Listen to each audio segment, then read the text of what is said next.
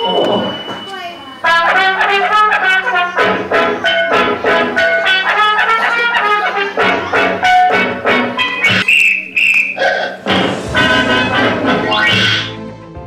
behind the glamour of Hollywood's brightest lights, with one pull of a string, the tilt of a puppet's head, and a big smile from a child made it all worth it.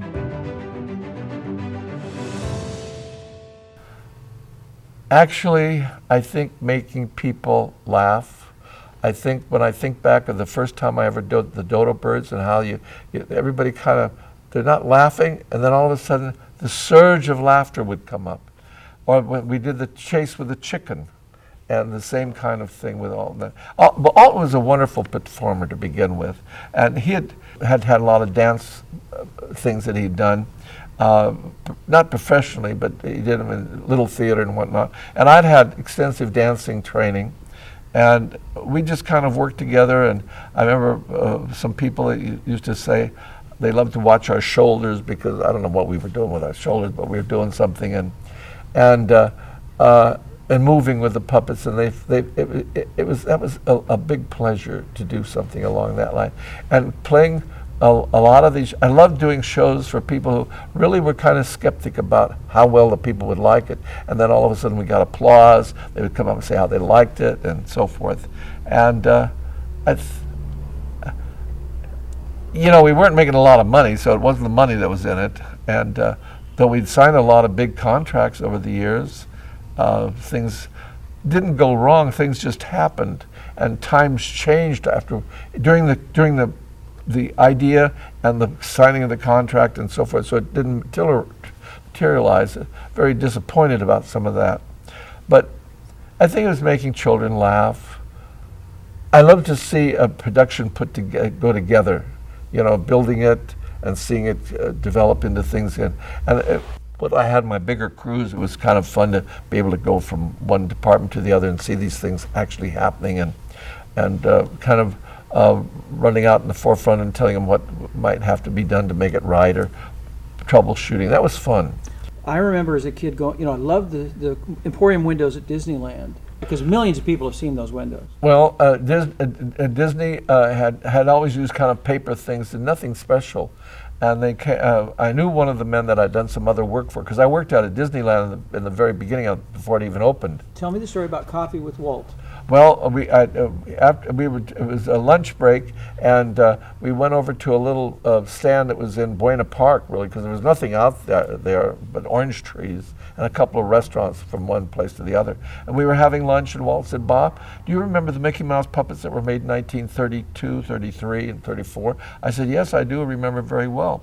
He said, "I think we have some that we can bring into the studio, and you can take a look from Ward's collection, and maybe you can copy them for us." And I said, "Well, you don't have to do that. I've got my own set." He says, "You do? How come?" I said, "Well, Mickey was one of the first puppets that I brought. Then I got Minnie and Pluto and all the rest." And I said, "Not only that, Walt, but I used to go and dip the shoes and dip the different parts in lacquer and help make them."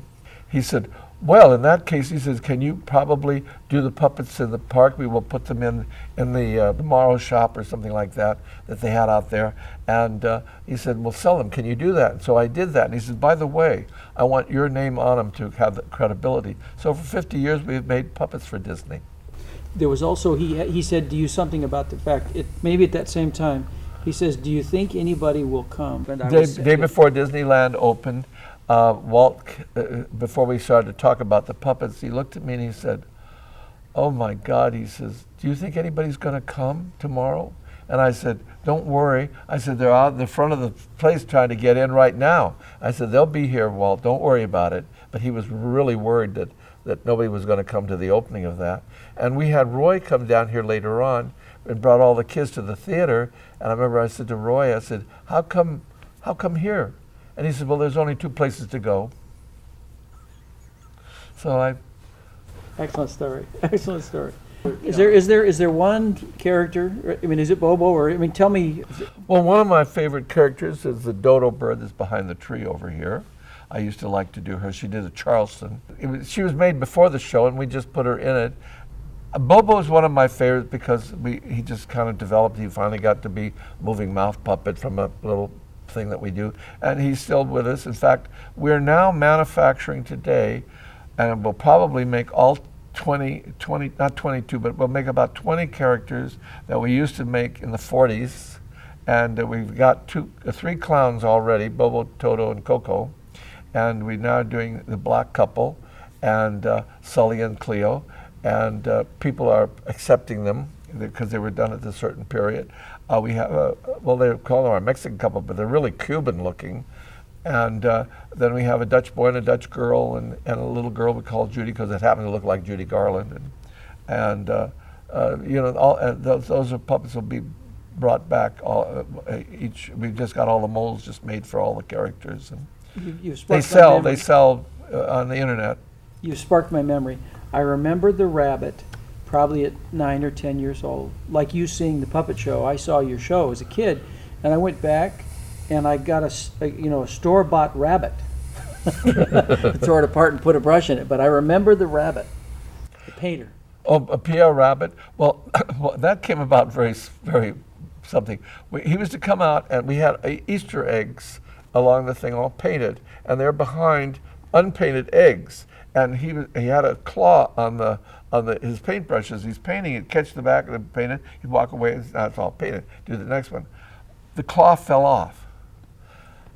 And I'm out there with these unpainted eggs, and he's trying to paint them. And finally, he walked forward, and I didn't know what to do. I said, I'm Pierre Rabbit. I paint the birds, the bees, the trees, and I even paint children's noses. And I figured if I go around enough, I get to the end of the number, so I painted all their noses, and I got back. And finally, I realized what I could do. If I step on the front of the thing, the egg would automatically fall back. So he says, and now I paint my eggs, and he did all the eggs, but they all came out. Those came out in March at the end of the show. But that was Pierre Rabbit. A lot of times you developed an act only because there's nothing else you can do. You have to cover it for time. Would you mind just doing the dodo bird for a minute? Mike? Yeah, okay, I'll take the mic. Oh, this one, okay. Yeah.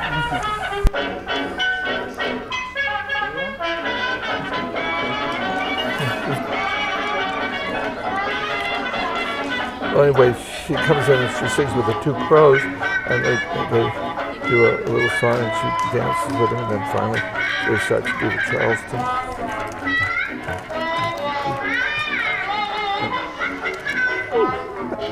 And then she gets it and does more Charleston.